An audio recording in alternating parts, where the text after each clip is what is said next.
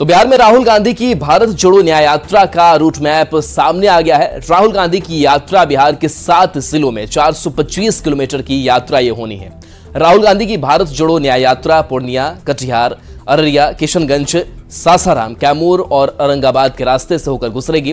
कांग्रेस की कर्नाटक और तेलंगाना विधानसभा में जीत के बाद कांग्रेस को उम्मीद है कि वो मुस्लिम बहुल जिलों में भी जीत हासिल कर सकती है। हालांकि कांग्रेस नेता इस बारे में कुछ भी खुलकर बोलने से परहेज कर रहे हैं, लेकिन वे ये मानते हैं कि इस यात्रा का राजनीतिक फायदा तय है। कांग्रेस के सहयोगियों का पूरा राजनीतिक दृष्टिकोण मुस्लिम तुष्टीकरण के इर्द गिर्द घूमता है। कोई भी राजनीतिक पहल हो, कोई भी राजनीतिक स्ट्रेटजी हो, सिर्फ और सिर्फ मुस्लिम तुष्टीकरण के इर्द गिर्द नजर आती है। अभी कांग्रेस की यात्रा को ही देख लीजिए। बिहार में कांग्रेस राहुल गांधी की यात्रा मुस्लिम बहुल क्षेत्रों से ही शुरू कर रही है। सोच सिर्फ इतनी है कि ऐसा करने से मुस्लिम तुष्टीकरण होगा। इंडी गठबंधन में सीट शेयरिंग को लेकर जेडीयू नेताओं के बयान लगातार सामने आ रहे हैं। सीट शेयरिंग को लेकर जेडीयू नेता लगातार सवाल उठा रहे हैं, लेकिन कांग्रेस इस मामले में निश्चिंत है। कांग्रेस के वरिष्ठ नेता के मुताबिक कांग्रेस के अंदर गठबंधन दलों के साथ बातचीत के लिए कमेटी का गठन किया गया है, लेकिन फिलहाल पार्टी अपने अंदर सीटों को लेकर मंथन में लगी है। इसके बाद सहयोगी दलों से विचार विमर्श करेगी। पार्टी के अंदर बैठक हुई थी, उसके बाद जो एक गठबंधन की कमेटी बनी है कांग्रेस की, उसके साथ ही प्रदेश अध्यक्ष और अन्य नेताओं की मुलाकात हुई। तो आपस में विचार विमर्श चल रहा है कि हम लोग किन सीटों पर लड़ना चाहेंगे, और फिर उन भावनाओं के अनुरूप गठबंधन में जो हमारे सहयोगी दल हैं उनसे वार्तालाप किया जाएगा। तो गठबंधन की कमेटी इसीलिए पार्टी ने बनाया है विभिन्न राज्यों में। हम अपना फीडबैक लेके फिर अपने साथियों के साथ बैठकर चर्चा करेंगे।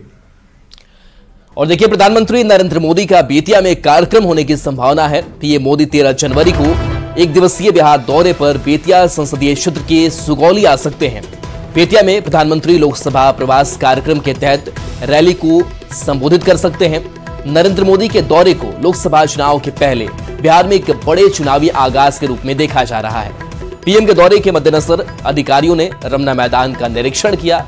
अधिकारियों के साथ सांसद डॉक्टर संजय जायसवाल भी मौजूद रहे। रमना मैदान की तस्वीर आपको दिखा रहे हैं, जहां पर खुद सांसद संजय जायसवाल गए हुए थे। निरीक्षण किया गया है। रेलवे सहित कई बड़ी योजनाओं की सौगात बिहार को मिल सकती है। बहुत सारी सौगात मिली है। बेतिया का पास हो गया है, पटना पुल पास हो गया है, लेकिन उसके साथ जमीन अधिग्रहण बिहार सरकार को करना है। सबसे दुखद बात यह है कि 2017 में रक्सौल हवाई अड्डे के लिए 250 करोड़ दे दिए गए। आज तक नीतीश कुमार जी ने अधिग्रहण नहीं किया। यहाँ भी पखना पुल के लिए 2 अरब 18 करोड़ रुपए दिए जा चुके हैं। रोज हो रहा है, आज होगा अधिग्रहण, कल होगा। बेतिया बाईपास जो है वो NHAI का भाग है। NHAI में आप किसी तरह का रोक नहीं लगा सकते हैं, वो भारत का नियम है। इसलिए ये इसके लिए भी, लेकिन भूमि अधिग्रहण तो बिहार सरकार को ही करना है।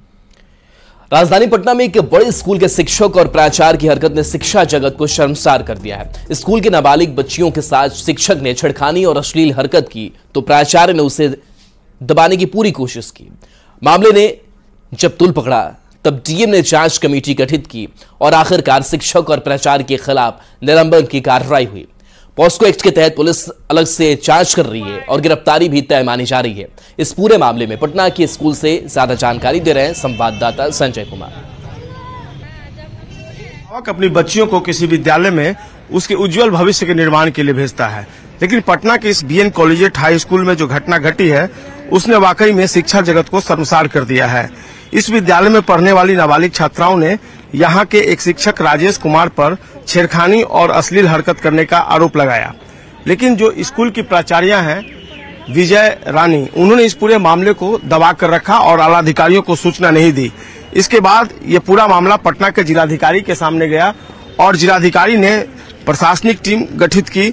इस कमेटी में जिला प्रशासन के 3 अधिकारी थे जिन्होंने इस पूरे मामले में जांच की।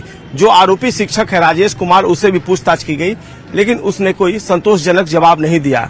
इसके बाद जो प्राचार्य हैं उन्होंने भी जो कमेटी थी उसके सामने तमाम तरह की बहानेबाजी की, लेकिन आखिरकार कमेटी ने छात्राओं की बात को सही माना और शिक्षक राजेश कुमार के साथ ही जो प्राचार्य हैं उनको निलंबित करने की अनुशंसा कर दी। जिलाधिकारी ने शिक्षा विभाग को अनुशंसा भेज दी है और प्राचार्य के साथ ही जो शिक्षक है उनका निलंबन तय माना जा रहा है।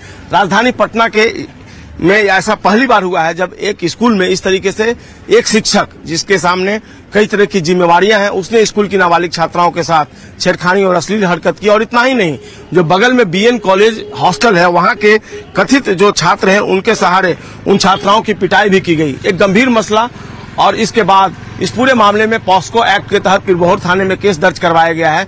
कानूनी कार्रवाई अलग से की जाएगी, लेकिन फिलहाल जो प्राचार्य हैं और शिक्षक हैं उनको निलंबित कर दिया गया है। एक बड़ी घटना है और एक लेसन भी है वैसे विद्यालयों में पढ़ाने वाले शिक्षकों और प्राचार्यों को कि वे अपने स्कूल में पढ़ने आने वाले जो स्टूडेंट्स हैं, गर्ल्स स्टूडेंट्स हैं, उनके प्रति संवेदनशील बने रहें, क्योंकि उनकी कोई नापाक हरकत कतई बर्दाश्त नहीं की जाएगी।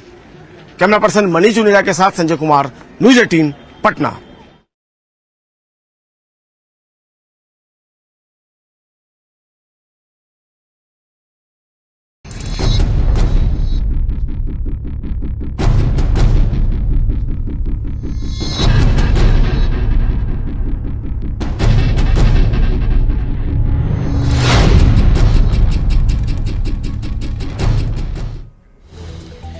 पटना समेत पूरे बिहार में लोगों को सर्दी अभी कुछ और दिनों तक सताएगी। ठंड के प्रकोप की वजह से दिन में तापमान 4 डिग्री तक नीचे आने की संभावना जताई गई है।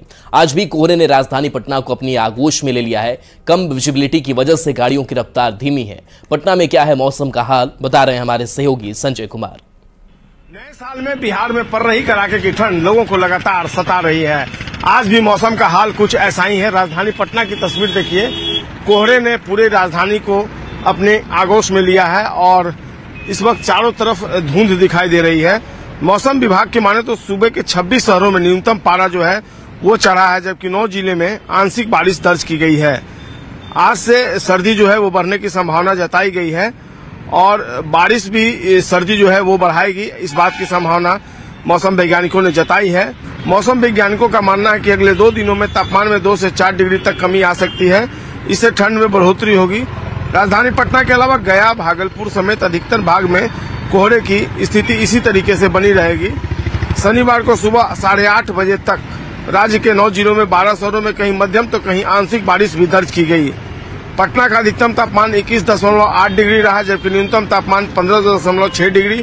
गया का अधिकतम तापमान 22.2, जबकि न्यूनतम 14.4। भागलपुर का 23.6, जबकि न्यूनतम 15.8। पूर्णिया का अधिकतम 22.2 और न्यूनतम 12.1 डिग्री सेल्सियस दर्ज किया गया। इस वक्त कैसी ठंड पड़ रही है? ठंड तो यहाँ बहुत अभी पड़ रही है, जिसकी वजह से सारा चीज बाधित हो रहा है। और सुबह भी आज है तो थोड़ा सा तो मुश्किल है। फॉग भी बहुत ज्यादा है। जी हाँ, थोड़ा सा ज्यादा है। तो इसलिए आप लोग ड्राइव कर रहे हैं? हाँ, तो बच्चे को भी कोचिंग छोड़ना था तो जाना पड़ेगा। तो ये सबसे जो जरूरी काम है वो तो करना पड़ेगा। तो सावधानी से सावधानी से चलना है और थोड़ा धीरे चलना है, ये मेन है। और विजिबिलिटी कम होने के कारण थोड़ा दिक्कत है। सत्यजीत जी है और वो बता रहे हैं कि विजिबिलिटी कम है तो कॉशसली चलना है, सावधानी से चलना। और जैसा कि मैं बता रहा था, सावधानी ही बेहतर उपाय है। तो देखना होगा ये ठंड का जो प्रकोप है आने वाले कितने दिनों तक राजधानी पटना को प्रभावित करता है। कैमरा पर्सन मनीष जुनेजा के साथ संजय कुमार, न्यूज 18 पटना। भीषण ठंड को देखते हुए पटना नगर निगम प्रशासन द्वारा संचालित रैन बसेरा की व्यवस्था में सुधार किया गया है। पटना नगर निगम अजीमाबाद अंचल कार्यालय द्वारा गायघाट में संचालित और पटना सिटी अंचल कार्यालय द्वारा चौक शिकारपुर में संचालित रैन बसेरा की व्यवस्थाओं में सुधार किया गया है। रैन बसेरा में रहने वाले लोगों के लिए जहां चौकी के अलावे गर्म कंबल, तोशक, तकिया और मच्छरदानी की व्यवस्था की गई है, वहीं सस्ते दरों पर भोजन की भी व्यवस्था है। रैन बसेरा है, एक गायघाट पे है, एक पहाड़ी पे है। वहाँ पे तो पहले से ही जो व्यवस्थाएं जो भी रहती हैं ठंडा और गर्म के हिसाब से चेंज होता है। तो वहाँ पे मतलब नीचे गद्दा वगैरह रहता है, चादर रहता है, फिर से कंबल वगैरह का सुविधा रहता है, फिर हमारा मच्छरदानी वगैरह सब रहता है। खाने का भी व्यवस्था यहाँ पे रहता है। इसके बाद अगर हम देखेंगे तो बीच में ठंड भी काफ़ी बढ़ गई थी। उसको देखते हुए नगर आयुक्त साहब के निर्देशानुसार एक अभी हम लोग बस स्टैंड में भी 50 बेड का बनवाए हुए हैं। वहाँ पे 50 नहीं 45 बेड का, तो कल से मतलब सुचारू ढंग से वो चालू हो चुका है।